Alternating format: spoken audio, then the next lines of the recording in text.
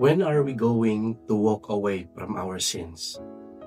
Are we still waiting for the right time to change? My dear friends, that time might never come.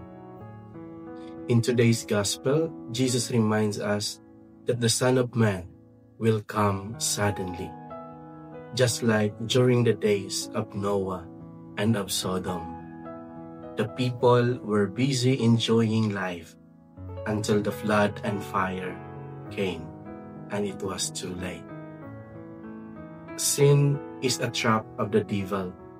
It looks attractive, but it only leads to pain and destruction. We fall into sin because our faith is weak and we stop listening to Jesus. But there is hope.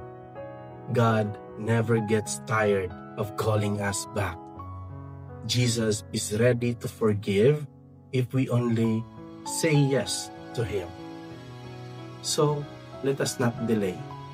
Let us return to God now, not tomorrow, not later, but this very moment. Because the best time to change is today. Amen.